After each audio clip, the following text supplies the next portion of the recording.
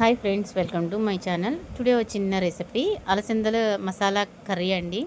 దానికి కావాల్సినవన్నీ కూడా అలసందలు, టమాటా, ఆనియన్స్, అల్లం వెల్లుల్లి అండ్ కరివేపాకు. మనం బాండి పెట్టేసుకుని సరిపడా నూనె వేసుకుని దాంట్లో జీలకర్ర, ఆవాలు, ఎండుమిరపకాయలు, బిర్యానీకి ఏవైతే మసాలాలు వేసుకుంటామో ఆ మసాలాలన్నీ యాడ్ చేసుకోవాలండి. అవన్నీ కూడా వేగిన తర్వాత మనం ఆనియన్స్ అనేది యాడ్ చేసుకోవాలి. ఆనియన్స్, పచ్చిమిర్చి, కరివేపాకు యాడ్ చేసుకుని అవి ఫ్రై చేసుకోవాలి. సరిపడా సాల్ట్ వేసుకుని, పసుపు యాడ్ చేసుకుని ఫ్రై చేసుకుంటూ ఉండాలన్నమాట.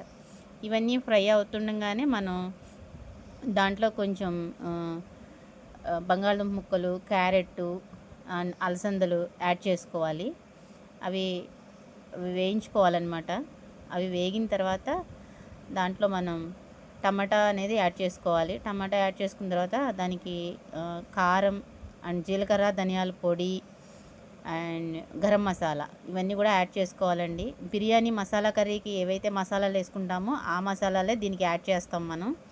వేరేగా మళ్ళీ బిర్యానీ రైసు అండ్ కర్రీ చేసుకునే పని లేకుండా కొంచెం మసాలాలు తగులుతాయి కాబట్టి, ఇప్పుడు చలికాలం కాబట్టి వేడి అలా ఏమన్నా ఉన్నా కూడా మనకి సెట్ అయిపోతుందన్నమాట. చలవ చేసినా కూడాను సింపుల్ మసాలా అనమాట, మరీ హెవీ మసాలా కాకుండా. అన్నీ వేసేసుకుని మనం టమాటా కూడా యాడ్ చేసుకుని కలిపేసుకుని మూత పెట్టేసి 10 to 15 మినిట్స్ మగ్గించుకోవాలండి. మధ్య మధ్యలో తీసి కలయి తిప్పుకుంటూ ఉండాలి.